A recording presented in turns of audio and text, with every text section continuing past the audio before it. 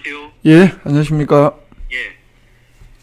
경주시가 그 집주호 때 건물의 침수 피해를 막는 차수막, 물막이판 설치 비용을 지원한다는 소식이죠? 예, 그렇습니다. 지난 20일 날 경주시가 경주시 침수 방지 시설 설치 지원 조례를 만들겠다면서 이 조례 제정안을 입법 예고했는데요. 예. 이 단독주택의 경우에는 그 한 개당 최대 200만 원, 그리고 20세대, 20세대 미만 공동주택의 경우에는 그 설치 한 개당 최대 500만 원까지 지원하는 내용을 빼도록 하고 있습니다.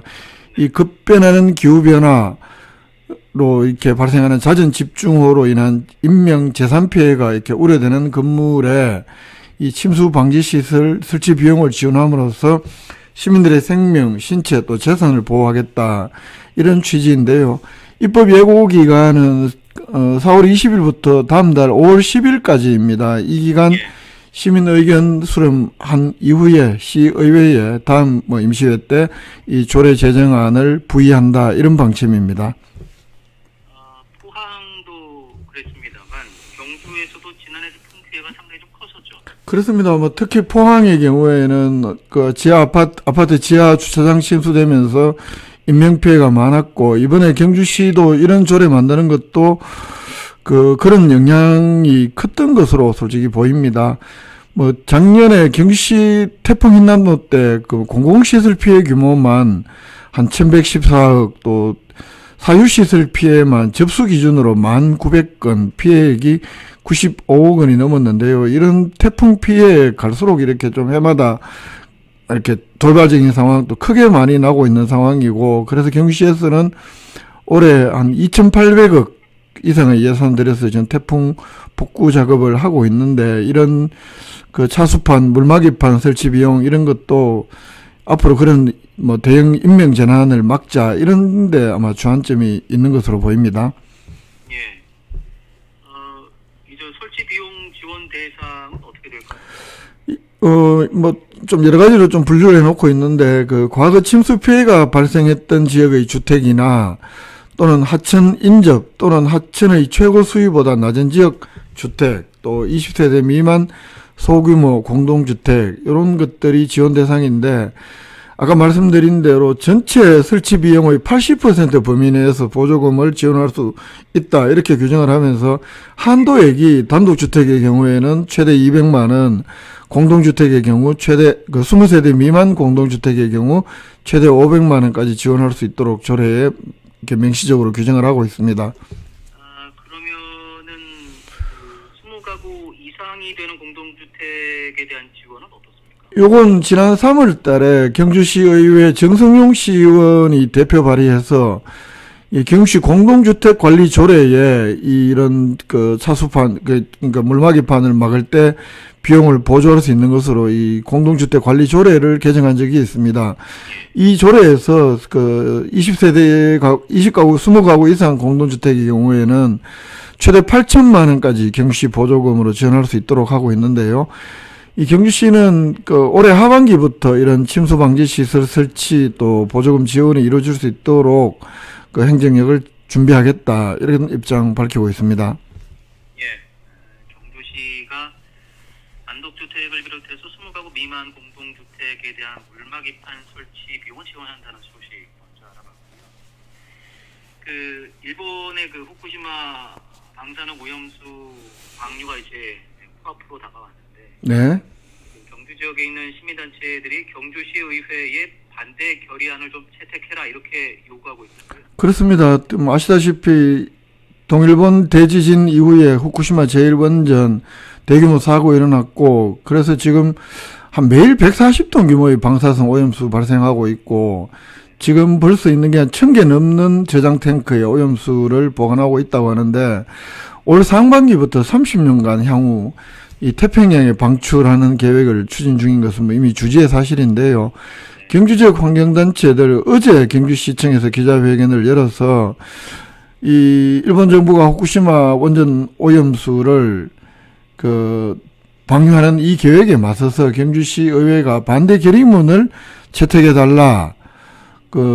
정부가 미온적으로 현재 우리 정부가 외교적으로 보면 대응이 미진하니까 이 동해안 어민들이 있는 경주의 경우에는 막대한 피해가 예상되는 만큼 시의회라도 이 항의의 뜻을 밝혀달라 이런 요구를 하고 있는데요. 시의회 오늘부터 5월 4일까지 일정으로 임시회 열리고 있는데 오늘 오전에도 그 의원들 그 임시회 개회식에 맞춰서 어제 기자회견문 전달도 하고 뭐 그런 모습이었습니다. 예, 사실 경주시 의회의 경우는 일본 정부가 해양 방류를 결정했을 때도 사실 그 규탄하는 결의문을 또 채택한 적이 있었잖아요.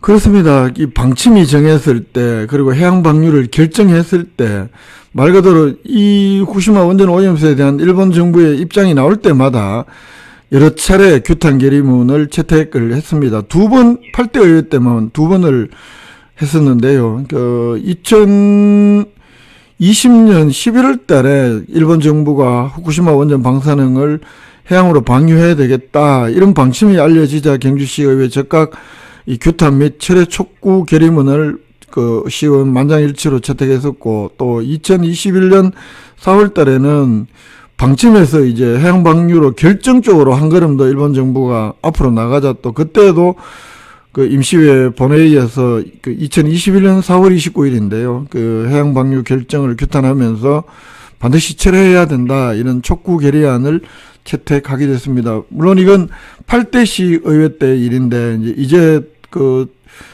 정말 이제 방류가 올여름으로 눈앞에 닥친 만큼 또 9대 시의회가 입장을 표명해야 되는 것 아니냐라는 게 지역 환경단체들의 요구입니다.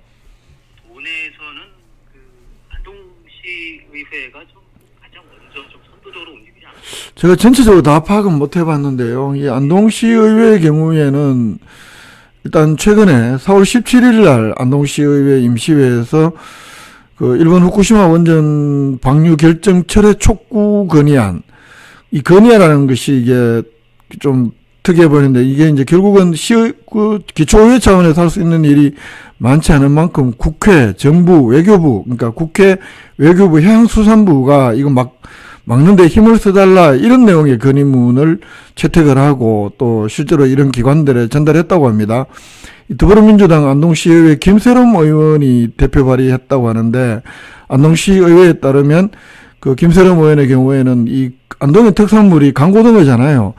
이 강고등어를 비롯한 수산물 역시 방사능 오염으로 인해서 많은 피해가 갈 것이다. 그러면서 우리 정부가 일본 정부의 강력한 항의 법적 대응을 강구하라 이렇게 주장을 했다고 합니다.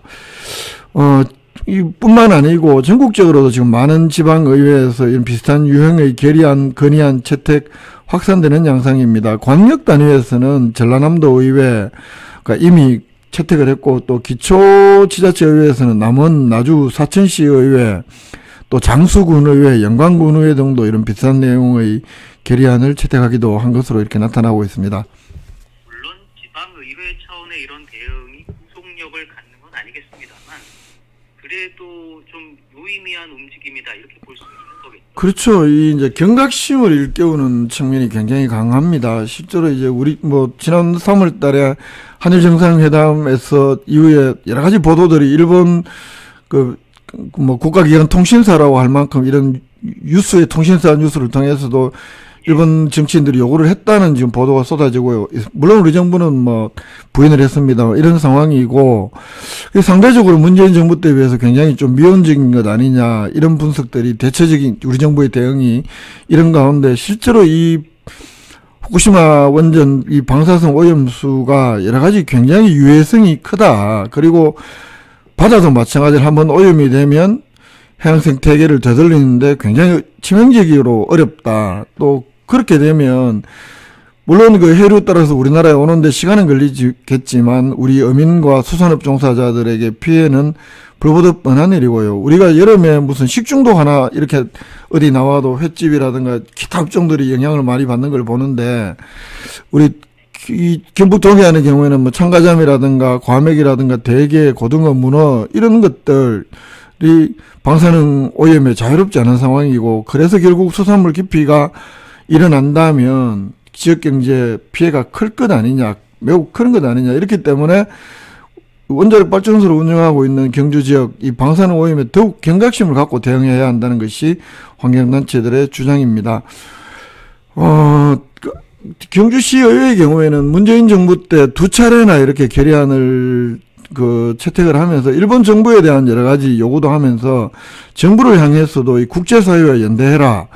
또 수입수산물에 대한 방사능 검증을 강화해라. 뭐 이런 여러 가지 또 대책을 촉구하기도 했었는데 현재 이런 윤석열 정부가 상대적으로 미온적으로 대처하고 있는 상황에서 국민의힘이 제적은 21명 가운데 18명이 국민의힘 소속인 경주시 의회가 과연 8대 때와 같은 이런 입장들을 취해낼 수 있을지, 또 우리 지역민의 입장에서 그렇게 대응을 해낼지, 아니면 정치적인 어떤 그런 이유들로 제대로 대응을 못 해낼지, 이번 임시회 회기 동안에 시의회가 어떤 입장을 취할지 매우 주목되는 상황입니다. 경주시 의회의 대응 어떻게 나올지 살펴보겠습니다. 경주 지역 소식 살펴봤습니다. 김종득 기자였습니다. 고맙습니다. 예, 고맙습니다.